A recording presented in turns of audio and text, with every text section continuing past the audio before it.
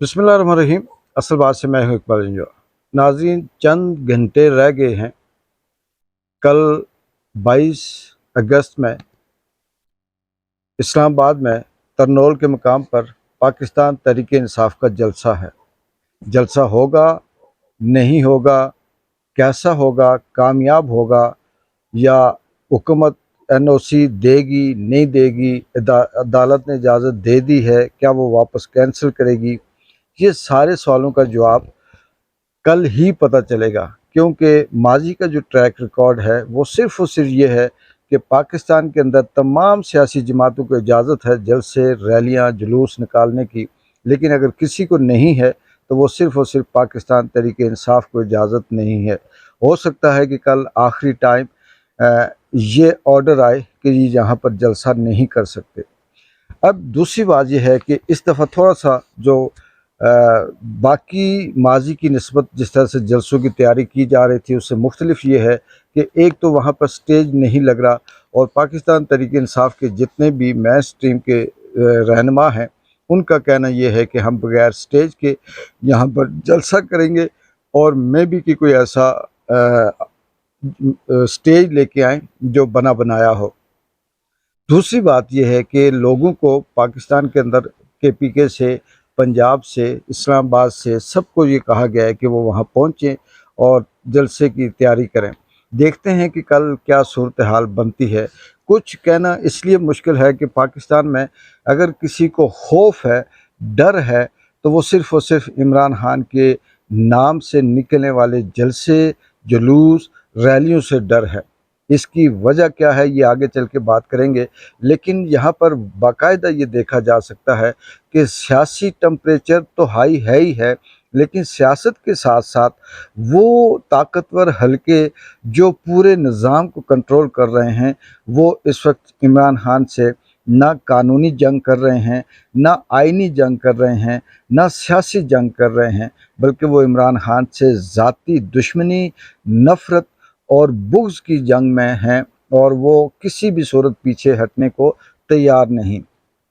अब इस सूरत हाल को सामने रखते हुए ये भी कहा जा सकता है कि पाकिस्तान में जो मुसल्लत शुदा टोला है, जो रजीम चेंज की सूरत में सामने आया था, उसने आकर तारीख़ की पाकिस्तान की वो ग़ुलामी के रिकॉर्ड कायम किए, तलवे चाटने के वो रिकॉर्ड कायम किए कि वो शायद के माजी के अंदर जैसे हम ग़ुलामों की बात करते रहते हैं, उनमें भी ये वाली बात ना मिले। लेकिन दूसरी तरफ ये जो ताकतवर हलके हैं, इन्हें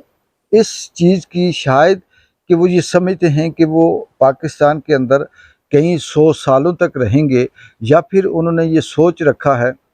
कि हम इस सारी चीज़ को काबू कर पाएंगे या आने वाले वक्त में भी कंट्रोल करेंगे। ये किस तरह से उन्हें मुहैयर किया, ये मुझे समझ नहीं आती। लेकिन एक बात ज़रूर, एक ऐसा सवाल है जो पैदा होता है, वो ये है कि ये सब कुछ कब तक रहेगा।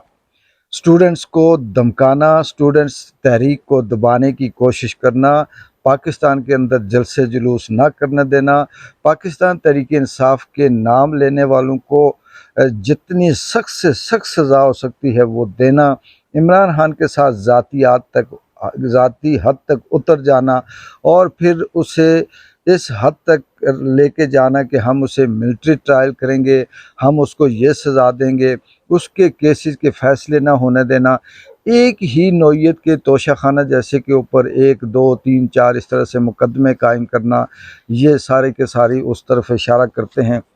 कि इमरान खान के साथ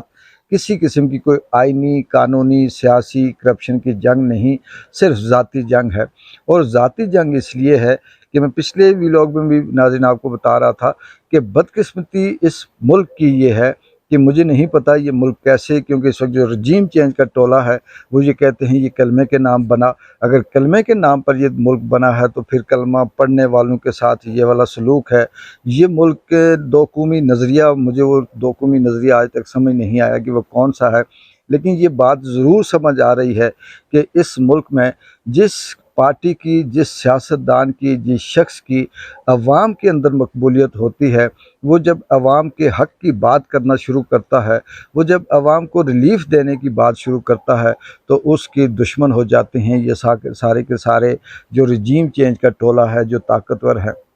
इसके अंदर मीडिया का बहुत बड़ा वो किरदार है, जो मीर जाफ़र, मीर सादिक से भी आगे मीडिया कंप्रोमाइज़्ड लफ्ज़ छोटा है,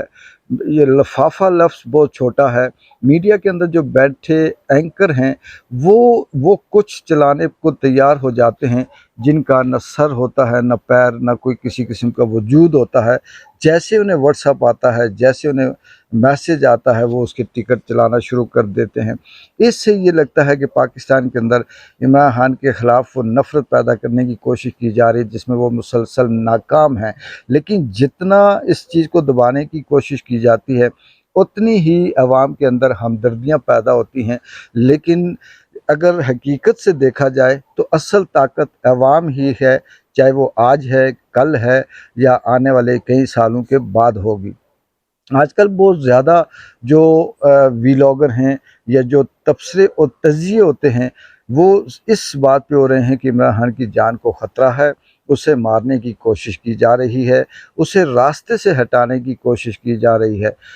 मैं इस पे ये कहूँगा कि मौत बरहक है, उसने आना है। और जब कोई शख्स इस तरह के किसी कॉज़ पे, किसी मिशन पे, किसी मकसद पे अगर वो मरता है, तो वो मरता नहीं, वो अमर हो जाता है। तारीख़ें माज़ी की हज़ारों सालों से लेके आज तक भरी पड़ी हैं। आप चाहे उसमें सुकरात की कहानी पढ़ लें, उसमें चीफ गुहेरा की कहानी पढ़ लें, उसमें किसी भी ऐसे शख्स की कहानी पढ़ लें, जो कहीं 100 साल कबल मसीह भी अगर किसी ने हक़ व सच की बात की और उस वक़्त के डिक्टेटर ने अगर उसे मारा, तो वो शख्स आज तक अमर है, कतई नज़र इसके कि वो मुसलमान था या नहीं था, वो किस मज़हब से ताल्लुक़ रखता था, वो अमर है। लेकिन उसका जो डिक्टेटर था, उसका जो आका था, उसका जो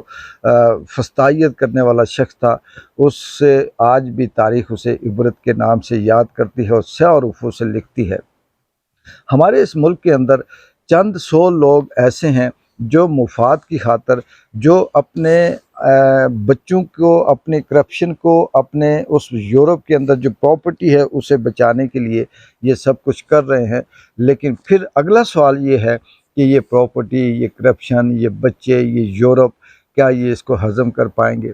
वो बांग्लादेश की शेख हसीना, जो जिसको आम आदमी ये कहता था कि ये बांग्लादेश के बानी हैं, इसका वालिद बांग्लादेश को की आज़ादी का लीडर है, और फिर उसने कई सालों तक बांग्लादेश के अंदर जो हुक्मरानी की, जो वहाँ पे उसने वन मैन शो किया, उसकी तरक्की भी थी, उसका टका जो था वो भी आगे बढ़ रहा था, वहाँ पर बाकी चीज़ें भी सही थी, उसके इंटरनेशनल ताल्लुकात भी अच्छे थे बांग्लादेश के, लेकिन वहाँ पर इंसाफ नहीं था। जब इंसाफ नहीं था, तो बात वही है कि 10 साल, 20 साल, 30 साल, आखिर वहाँ की अवाम का लावा फटा, और फिर वो लावा इस कदर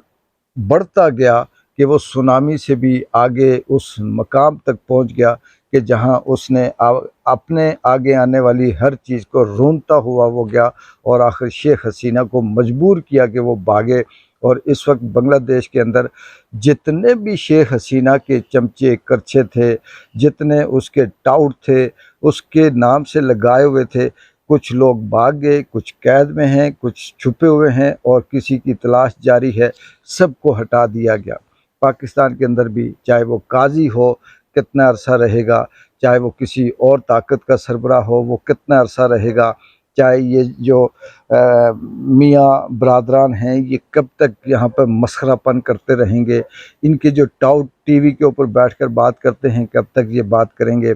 चलें, हम मान लेते हैं कि इमरान खान को इन्होंने रास्ते से हटाया, लेकिन इमरान खान के नज़रिए को, इमरान खान की बात को, इमरान खान की जद्दोजहद को ना अब कोई शिकस्त दे सकता है, और ना इनके बस की बात है। अभी आने वाले दिनों में जो ऑक्सफोर्ड यूनिवर्सिटी का इलेक्शन है, उसमें भी आप देखिएगा कि किस तरह से इमरान खान को नाम मिलता है, मकाम मिलता है, फ़तह मिलती है। और इस वक्त यूरोप में अगर कोई चीज़ डिस्कस हो रही है मीडिया के अंदर तो वो इमरान खान है, जहाँ पर इनका ख्वाब भी नहीं जाता। ये सब कुछ कल के जलसे से तय होगा कि जलसा कितना कामयाब रहा या लोग किस तादाद में आए और वहाँ पर हुकूमत का रवैया क्या था, या वहाँ पर आर्डर देने वालों ने कैसे आर्डर दिए और वहाँ से फिर ये रुख किस तरफ आता है। इंशाअल्लाह इस पे कल बात करेंगे और कल से पता चलेगा कि तहरीक इंसाफ के चाहने वालों के लिए टेम्परेचर तो कहीं से कम नहीं हुआ, लेकिन उनके जज्बात और उनका रुख किस तरफ होगा। इकबाल इंजॉय को कल तक इजाज़त दें। अल्लाह हाफिज़।